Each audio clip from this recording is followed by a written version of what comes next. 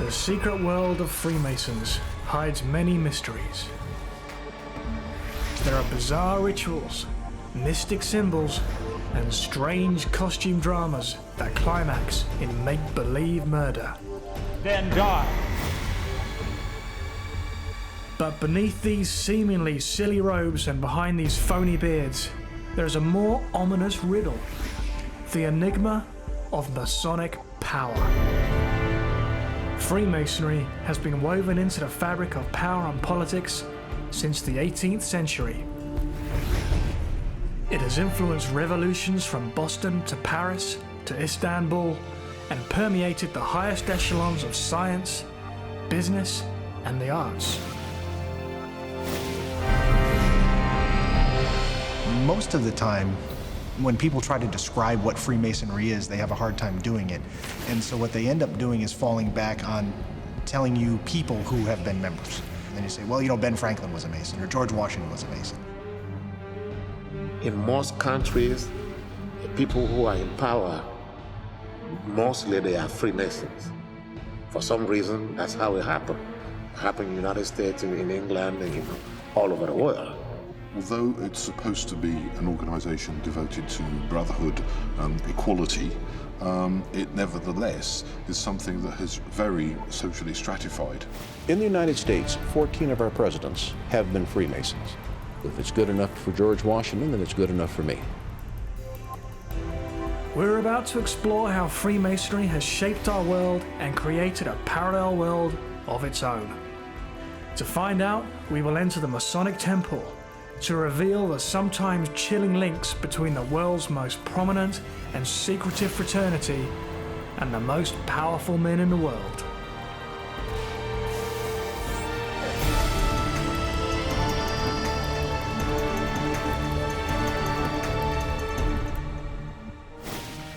January 1989, in Washington, D.C., George Herbert Walker Bush swears the oath of office and becomes President of the United States. Millions are watching, but there is one thing that they do not see.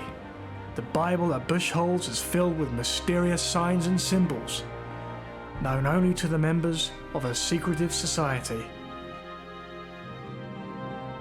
It is the same Bible that George Washington used for his oath 200 years earlier.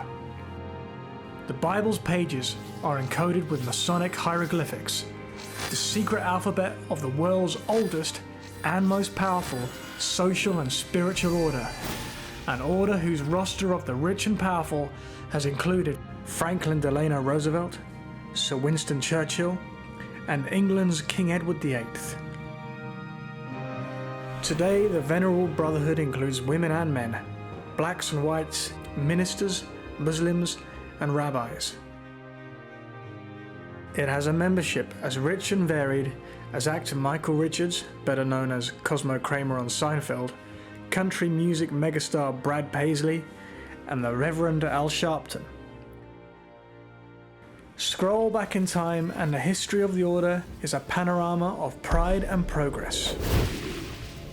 While Mozart was writing his Masonic opera, The Magic Flute, a French Mason named Guillotine was inventing a killing machine to chop off royal heads. While the Wright brothers were taking flight, Masons named Chrysler, Olds, and Ford were inventing the automobile industry. Colt and Gatling were modernizing war's most terrible weapons. And Freemasons were taking control of the movies, thanks to Louis Mayer at MGM, Jack Warner at Warner Brothers, and Daryl Zanuck at 20th Century Fox.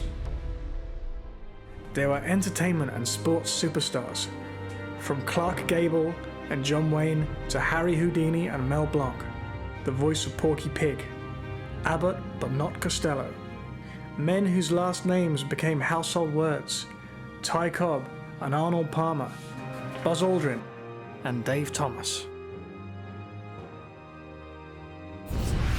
In Washington, the seat of political power, 8 years after his own father swears the presidential oath on George Washington's Bible, the Freemasons refuse to let his son, George W., use the same irreplaceable book, because it is raining.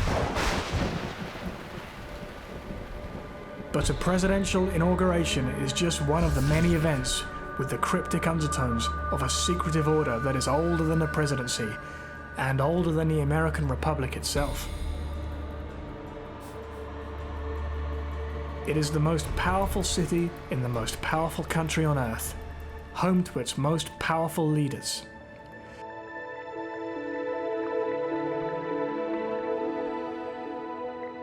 This is the American headquarters of Scottish Rite Freemasonry, a branch of the order that traces its origins back hundreds of years.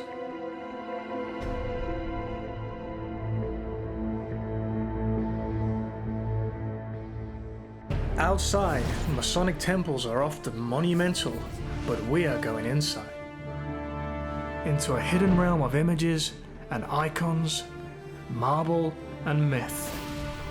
I am Akram Elias, a Freemason, currently the Senior Grand Warden of the Grand Lodge of Free and Accepted Masons of Washington, D.C.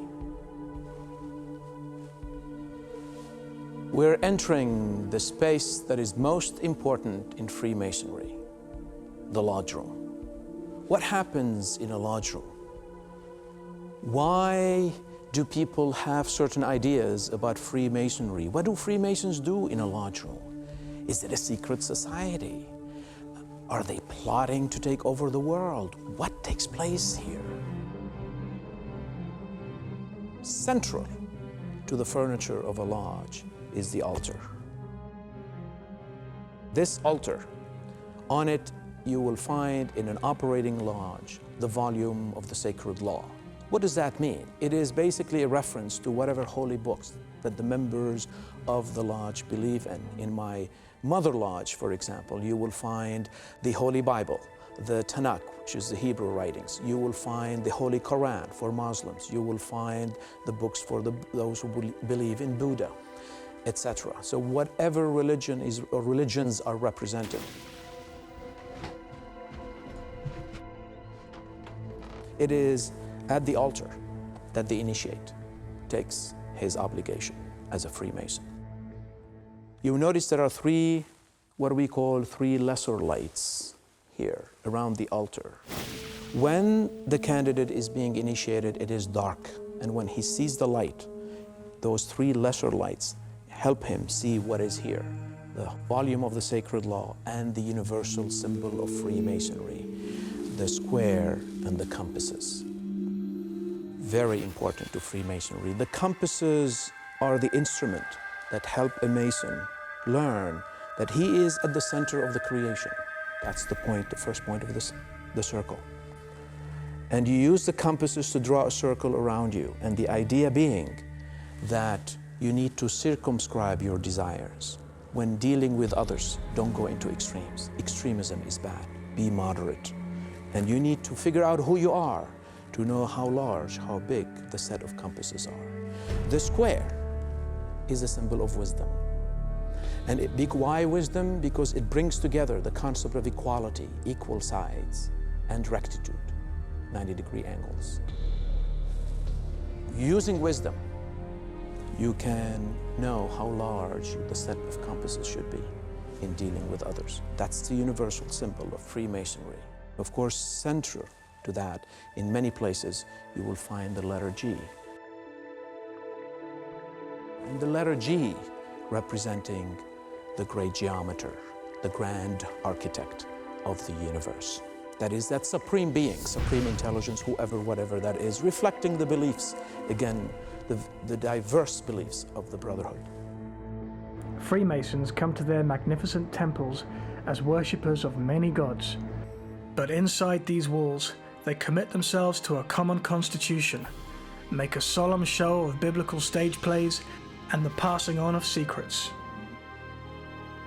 Secrets that 14 American presidents and hundreds of senators, congressmen, and judges have sworn to protect. They may pledge allegiance to liberty and justice, but America's leaders have always been deeply entwined with secret rituals and ancient kings. It has been that way since the very beginning.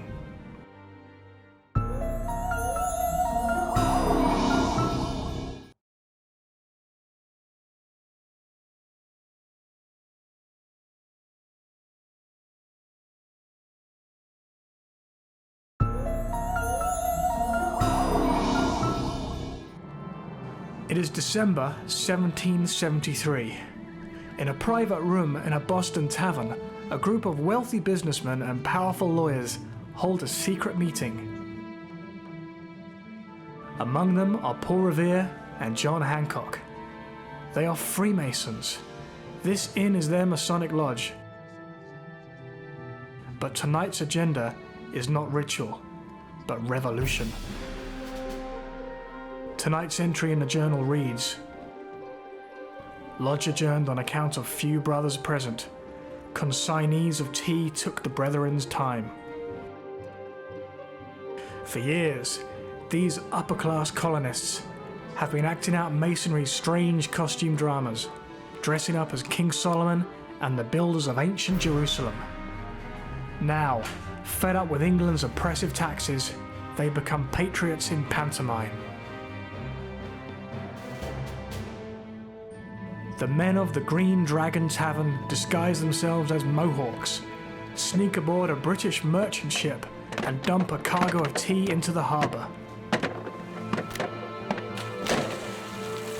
This illegal act of sabotage becomes known as the Boston Tea Party, and the Masons who plan and perform it become the leaders of an increasingly violent rebellion. The Boston Tea Party is one of the most famous Masonic events. There's just something romantic about it. Citizens are burned up about unfair taxes. What are they going to do about it? Well, they're going to take the tea and throw it in the harbor, and of course it's not the citizens, it's a wild tribe of Mohawks that happen to all be having dinner in the Green Dragon Tavern that came out and threw the tea overboard. Now, it's also widely held to be a Masonic event, and there's a tremendous amount of circumstantial evidence that points to that. 2.5 years later, John Hancock and his brother Masons formally declare America's separation from Great Britain. In Philadelphia on the 4th of July 1776, at least 9 and perhaps as many as 50 Freemasons sign their names and stake their lives on the Declaration of Independence. Without the Masons, there might never have been an independent America. Yeah, I think you could safely say that modern society would have been very different in its culture, in its aesthetics, in its outlook, if we hadn't have had Freemasonry developing in the way it did in the 18th century. But with the Masons, the new nation's government is entrusted to, or seized by, members of this occult and exclusive order. In America, Masons grasp the reins of the new government and hold that power for the next 2 centuries, enfolding their nation and its capital in the secret geometry of the Masonic craft.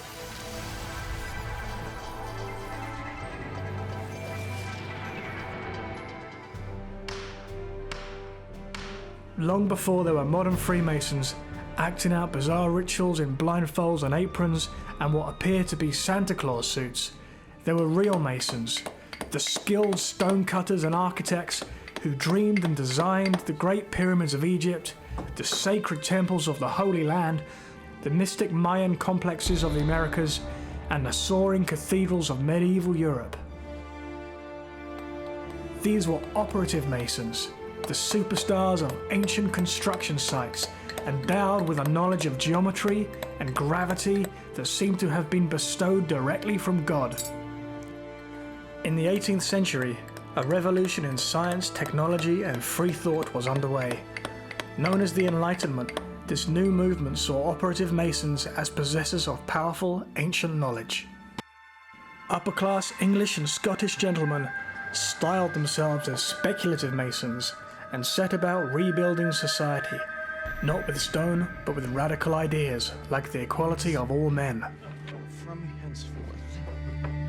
Nowhere is the legacy of the 18th century Freemasonry more evident than in the grid and granite of Washington, D.C. The capital of the modern world's most powerful country hides many fascinating secrets. Secrets that ordinary Americans were never meant to understand. They're without doubt the oldest and the largest fraternal organization in the United States and in Europe. You're taking disparate fragments and threads of evidence, and you're weaving this into a tapestry of a conspiracy. Allegedly, a grid of streets just north of the White House traces out a pentagram, a symbol used in Masonry and witchcraft. Not surprisingly, the Masons themselves deny this. Now, there are many people that believe that there are secret signs and symbols laid out in the streets of Washington. I've looked at the maps and I don't see them. I can see an incompleted star. There are some conspiracists that believe that the Freemasons made some kind of satanic symbol just north of the White House with a pentagram. But the pentagram's not even complete. Rhode Island Avenue doesn't go all the way to Connecticut. If we're so darn powerful, how come we couldn't make a complete star? Masonic symbolism is deeply etched into the bricks and marble of this alabaster city. The stonemason's compass and square, the letter G, which may stand for God, the great architect. Even the very tradition of laying a ceremonial cornerstone. All of this can be linked back to George Washington's proud Masonic ties, and those of the men with whom he plotted, fought, and triumphed. Masonry is also symbolically omnipresent on the world's most powerful currency. In the 1770s, America's founding fathers appointed a committee to design an emblem for the infant nation. Benjamin Franklin, the only Freemason on the panel, suggested a pelican feeding her young, but the seabird idea was shot down. Franklin was outvoted in favor of an eagle with 13 arrows in his grasp, representing the 13 states. And even though the all-seeing eye and the pyramid were proposed by non-Masons, they are symbols used in Masonry, and the idea persists that the Great Seal of the United States is a cryptic token of Masonic power. In fact, the all-seeing eye and the great architect has been part of religious and secular imagery for centuries.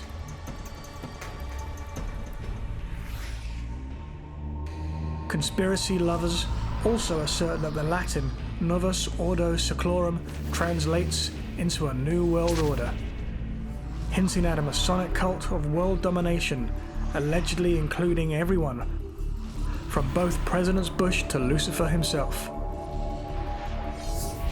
But there is no hard evidence to support this theory. The rather deflating truth is that the words were added to the Great Seal in 1770, and they mean a new order of the ages, referring to the modern world's first democracy and the overthrow of kings. And then there is this little parlor trick. M-A-S-O-N.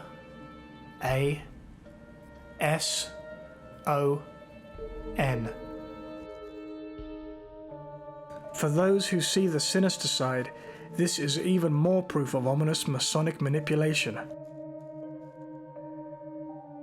But again, the truth is a little less sensational. In fact, it took 150 years after the Great Seal was designed for it to first appear on the dollar bill. In 1935, a Masonic president and vice president decided to give the seal its most public use. During President Roosevelt's reign, Henry Wallace was his vice president. They decided to put the Great Seal of the United States on the back, the obverse and the reverse. Now, I have heard the story that Henry Wallace, Roosevelt's vice president, thought that the Great Seal was a Masonic emblem because the all-seeing eye of God is a common Masonic icon. And because Henry Wallace thought it was a Masonic emblem, he suggested to Roosevelt, who both of them were Freemasons, that it would be nice to put this on the back of the dollar bill.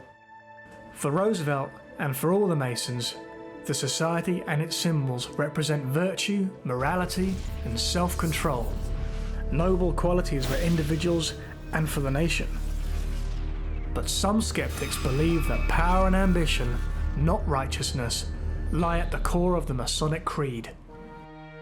What is undeniable is that Freemasons have been leaders of revolutions, liberated millions from oppression on many continents. In South America, Freemason Simon Bolivar led a revolution that liberated 6 countries from Spanish rule. In Italy, Freemason Giuseppe Garibaldi unified disparate provinces and territory into a nation. In Turkey, Freemason Kemal Ataturk put an end to the Ottoman Empire, inaugurating a new regime of religious tolerance and secularism inspired by the Masonic Constitution, a dramatic leap in a Muslim land that still endures today. But there are darker chapters in Masonic history as well, including the story of a man who dared to reveal the secret rituals, then suddenly disappeared.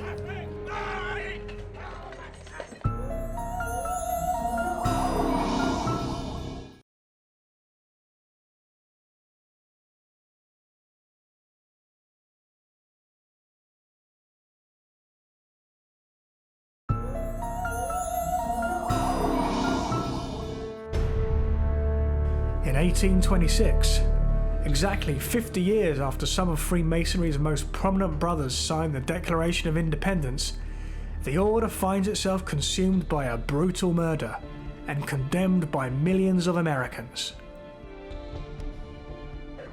William Morgan of Western New York is a novice Mason. He has been boasting that he is about to publish a book revealing the Brotherhood's deepest secrets.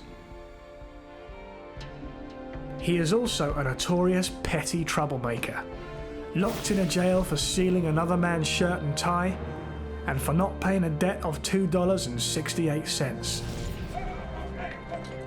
The story goes that three strangers come to town, pay his bail, and cart William Morgan away.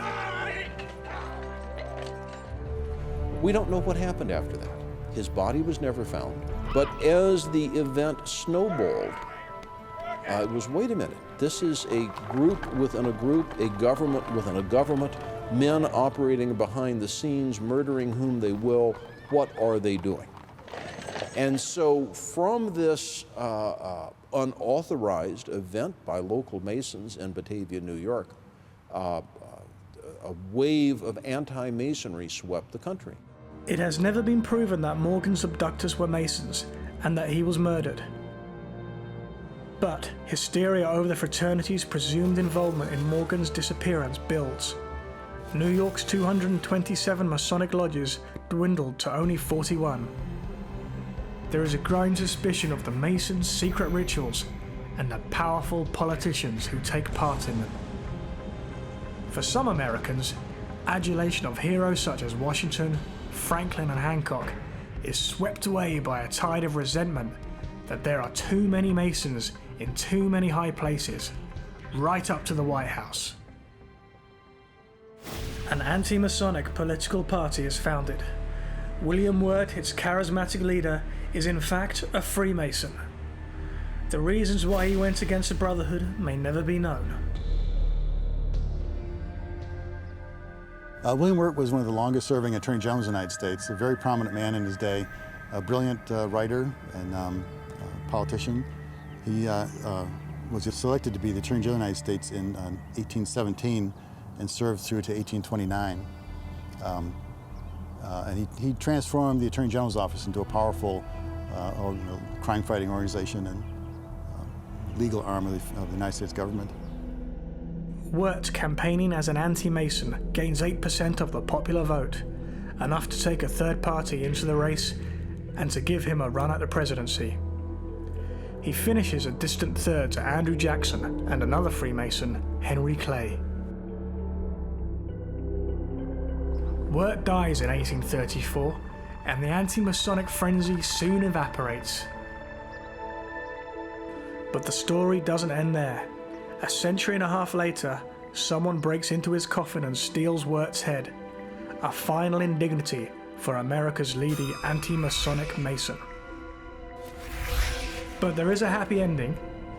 In 2004, a skull in a box is found in a Maryland antique shop. It is the head of the headless anti-Mason, William Wirt. Confirmed by DNA analysis and bits of soil and roots, it has been returned to the tomb, hopefully forever. Right, it strikes me that they weren't just regular grave robbers. They went into this particular tomb of a very, very prominent American and stole the skull of William Wirt. I think they knew what they were heading for. Membership in American Masonry reached its peak in the years following the Second World War, but has been declining ever since. While in Britain and Western Europe, the movement flourished. But the eerie rituals and baffling ceremonies at the core of Freemasonry have always presented an easy target for dictators and demagogues, popes and prelates. Masonry's enemies have included Adolf Hitler, television evangelist Pat Robertson, and Cardinal Joseph Ratzinger, later to be elected Pope Benedict XVI.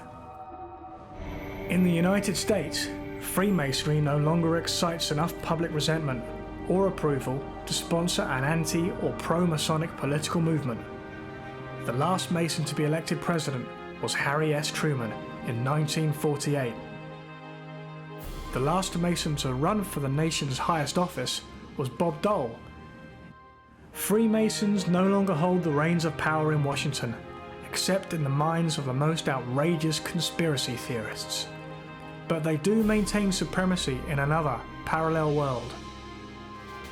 The leaders who gave birth to the American Republic, world-shaking revolutions, have left a legacy that extends far beyond the borders of colour, gender, and faith.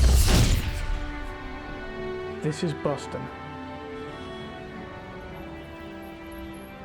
birthplace of a branch of Masonry that seeks to refute the tired old allegation that the order is only for tired old white men. We are entering a room that echoes with the history of American oppression and liberation. Prince Hall Lodge, named for a Revolutionary War soldier from Massachusetts, the founder of what remains a separate, self-segregated offshoot of the Masonic family tree. A brotherhood that has nurtured generations of Black American leaders. Prince Hall Masonry counts among its members such community and national leaders as the Reverends Jesse Jackson and Al Sharpton, powerful Congressman Charles Rangel, and even basketball star Scottie Pippen. 230 years ago, in an age when most African Americans in the North and the South still were slaves, Prince Hall and 13 other free men of color were installed as Masons by a white military officer. Their initiation was ratified in 1784 with a charter from the Grand Lodge of Great Britain, the colonial power Prince Hall had just fought against. Leslie A. Lewis is Grand Master of Boston's founding Prince Hall Lodge, No. 1. On July 3rd, 1776, Prince Hall started the first Black lodge called African Lodge No. 1. Now, because they were a lodge under dispensation, they were not allowed to enlist or bring in new members. All they could do was march on St. John's Day and bury their dead. But as time went on, Prince Hall petitioned the Grand Lodge of England for a charter to act as a regular lodge, to bring in more members, and the charter was granted. And from that point on, it goes on and on up to this date. There are over 49 Grand Lodges in the Western Hemisphere and almost 400,000 Prince Hall Masons. So Prince Hall Masonry has thrived from that date. The end of slavery allowed Prince Hall Masonry to spread southward, a faithful facsimile of the ancient brotherhood with the same codes and costumes, yet never fully accepted as its equal. Knowing the history of Prince Hall as we do, Prince Hall was a man that never gave up. And I think that if Prince Hall could look at Prince Hall Masons today, he'd be pleased with what he saw, what he sees. Today, for better or worse, Prince Hall lodges across America remain nearly 100% black. While many lodges in the southern states have no non-white members at all, it's a controversial dilemma for a brotherhood that claims to take good men and make them better. The legacy of Prince Hall and his black brother Masons is staring down an uncertain future. This is Richmond, Virginia. 500 Prince Hall Masons are gathering tonight to elect a new state Grand Master.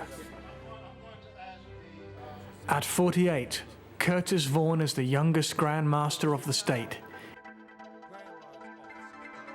In his opinion, Prince Hall Masonry was essential to black society in the racially charged South.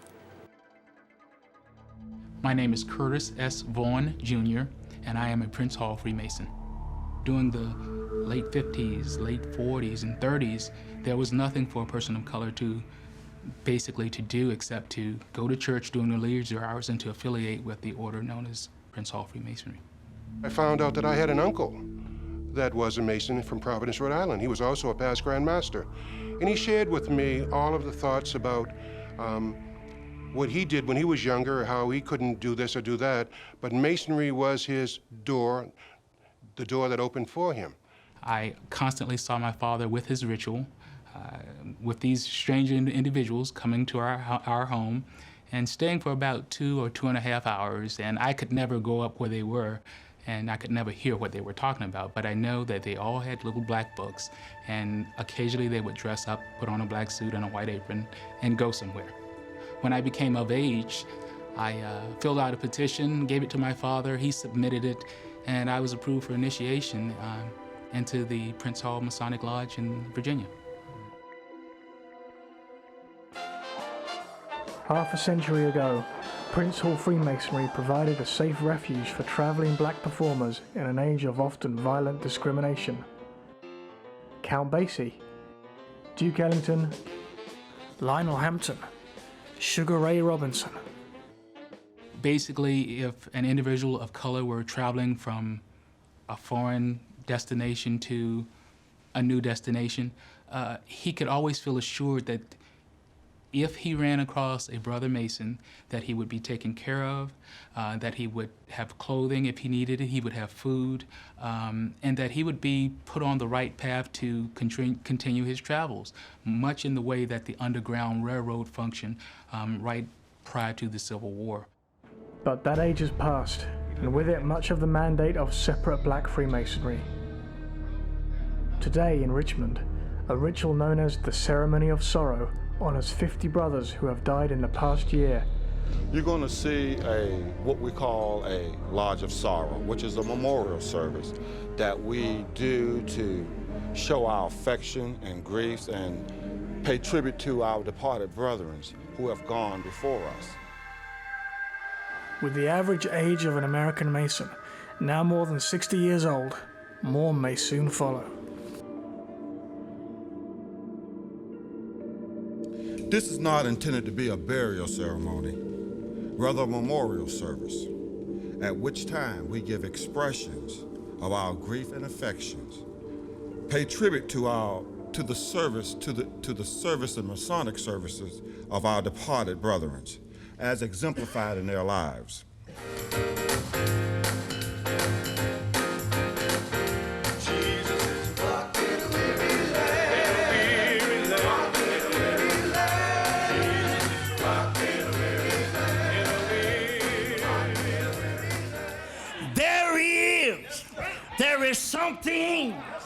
There is something waiting, because I have done the best I could. I have finished my course. I have kept the faith in this life. If you want to receive your crown, keep fighting in the name of Jesus. Keep on running the race.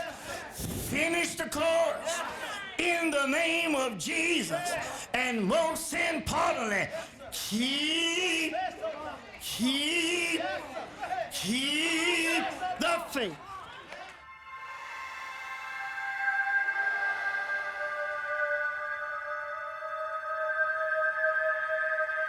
It seems befitting that we pause here and drop a memento in honor of our fallen comrades, demonstrating to the outside world that Masonic charity ends not at the grave. Having consigned their bodies to Mother Earth, having commended their spirits to God that gave, we still cherish their memories in our hearts and will strive to emulate their virtues. To never part.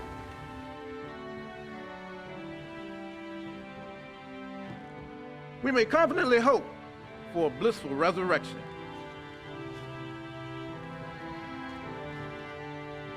Ironically, each passing of a Prince Hall elder lifts the veil of secrecy and opens the door to a younger man. Generations of Black American men have found value in this racially divided fraternity. Segregation is still a fact in some branches of Freemasonry, both black and white. Last fall, Alabama Governor Bob Riley, the highest-ranking Freemason in public office in the United States, was on the defensive, trying to explain his membership in an all-white Masonic lodge. Yet the governor was hardly alone. In Alabama, there are 32,000 men enrolled in 318 Masonic lodges, and not a single one of them is black. But all Masons, black and white, confront another dilemma, a shrinking membership that threatens the survival of the Brotherhood.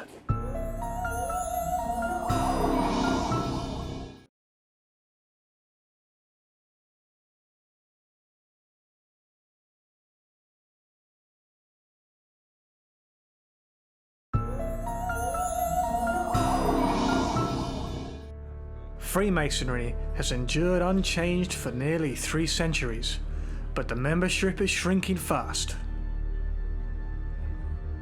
If the Masonic movement is to survive, younger men must be inspired to follow in their grandfathers' footsteps. Today, there are so many other organizations, and Masonry has to find something different to do to bring in the younger brothers, to bring in the younger men.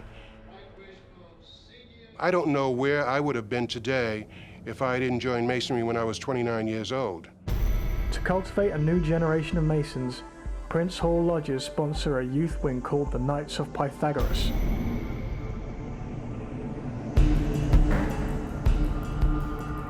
Sydney is a graduate of the program.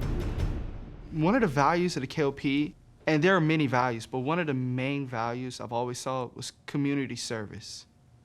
The men coming to help the boys, teaching us how to give back to our community.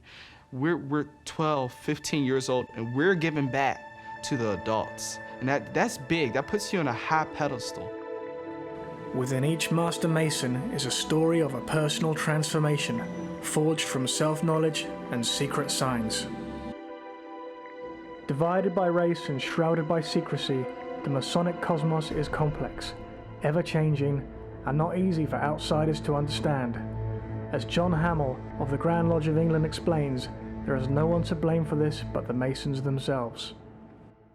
We went through a period starting just before the Second World War where we almost took ourselves out of society. We didn't inform the public.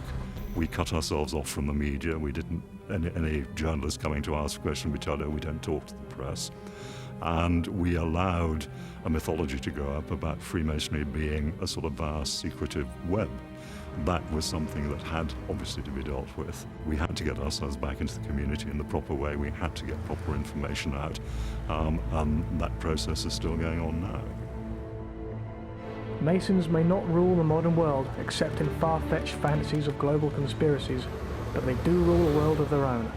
A parallel universe with its own laws, leaders, and history. The secrets of the Freemasons are steeped in tradition and anchored in time. 33 levels of eerie initiation ceremonies, skulls and coffins, blindfolds and chains. And beyond the magnificent marble chambers of America's great cities and the humble halls of smaller towns, beyond the solemn gatherings of aging black men and their junior knights, there are many other Masonic-style clubs, subsidiaries and spin-offs, each with its own rites and rituals, each confident of its own place in the lives of men and other people. For more than 300 years, Freemasons have attained positions of leadership, power, and celebrity in dozens of countries. From Colonel Sanders to Houdini, from Mark Twain to Richard Pryor, these Masons had one thing in common: they were all men. Freemasonry's relationship to women seems based on the idea that brotherhood would lose its meaning if there were sisters in the lodge. I think one of the possible challenges that there may be in the future is the relationship of women to Freemasonry in the male-only organizations. Most of all of the regular Grand Lodges around the world, membership is purely male, not for any reasons of not liking women or thinking women are in any way second class. It's just historically we always have been. That hasn't stopped women from demanding the right to enter the secretive world of Freemasonry, to have access to the knowledge, mysteries, and perhaps even the important political and social connections that men do. June Lennon of Atlanta, Georgia, is part of an offshoot called Co-Freemasonry, where men and women are equally welcome and equally unrecognized by the all-male lodges of the United Grand Lodge of England. My personal belief is there is a difference in the sexes. We think differently. We have different political, educational, job experiences. And if we start to discuss a particular topic, it's very important to hear a man's point of view. It's important for that man to hear the woman's point of view. It allows for an intellectual equality that you wouldn't necessarily get over the dining room table. But Co-Freemasonry is just one branch of a diverse assortment of secretive sororities.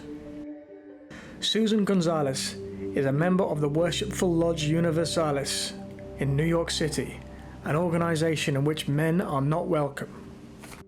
Women have been a part of the ancient mystic rites for thousands and thousands of years, and Masonry sort of borrowed those symbols along the way, along with their operative symbols. Janet Wintermute of Washington, D.C. belongs to an even more exclusive and secretive all-female club.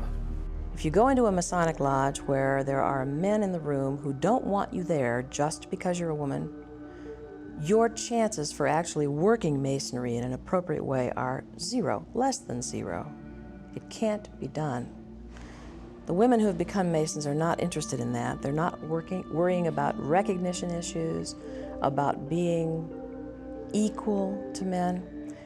They don't regard Masonry as having much to do with gender at all, actually. They're looking for the light. They're looking for enlightenment and understanding of the universe and the thing that made everything happen in the universe. And this doesn't have anything to do with being a man or a woman. Women Masons may not yearn for the acceptance by the Grand Lodges and worshipful masters of the all-male Masonic world, but they are attracted and enlightened by the same symbols, the same path to self-awareness, and the same secrecy. Our order is extremely discreet. Our rituals have never been accurately published anywhere. You can purchase a book called Duncan's Ritual in any Barnes & Noble and read the mainstream Masonic rituals for the first 3 degrees, the Craft Lodge degrees. You can't do that with my order. We are extremely discreet about that matter. I took an oath as a Mason to not divulge any of the information about who's there and what they're doing. Not because we want secrets, but because they need the opportunity to be there and feel free to be candid and open. And that's their right. And who am I to expose that, to make them feel uncomfortable about their journey? It's an oath that I took. Feminine Freemasons face unique challenges because people don't know we exist, or in denial that we exist when they hear about us, and can sometimes find it a bit ridiculous that women, feminine, is in a fraternity. That is a particular challenge. With a separate structure for women and another for African Americans, the self-imagined world of the Freemasons may seem antique, unjust, and obsolete. Yet its estimated 6 million brothers and sisters encompass nearly all the races and nations. Something about this secretive society still resonates 300 years after its rules were first written down. Masonry may seem mysterious and clandestine, but the fact is, we see Freemasons around us all the time. The famous fun-loving Shriners, leaders in charity projects around the world, are the public face of Freemasonry. Formerly the ancient Arabic order nobles of the mystic shrine, made up entirely of Masons who have attained the 32nd degree. Here, it's a rather tame meeting of these charitable comrades. Each in a mock Turkish fez, relics of an age when Westerners viewed the Middle East as a land of flying carpets and exotic Arabian Nights. These goofy guys that play for a serious cause, raising an estimated $649 million in the last year for hospitals where burnt and suffering children can be healed at no charge to their families. For more than 300 years, Freemasonry has been a crucible for leaders. It has attracted men, and now women, into a society devoted to self-knowledge and, as the Masons claim, to making good men better. The familiar Shriners and their charity work and the youth programs of Prince Hall Masonry are one side of Masonic leadership. The involvement of Masons in some of history's greatest revolutions is another. What we may never know is just how Masonry may be influencing today's political leaders and the leaders of tomorrow, whether Masonry may be instilling the virtues of morality and self-control, or whether loyalty to the Brotherhood may drive political agendas. Even in the 21st century, much of Masonry remains hidden behind a curtain of controversy. And there is no hard proof that Freemasons control the world. But as long as the world's biggest secretive society keeps its secrets, conspiracy theories are bound to continue.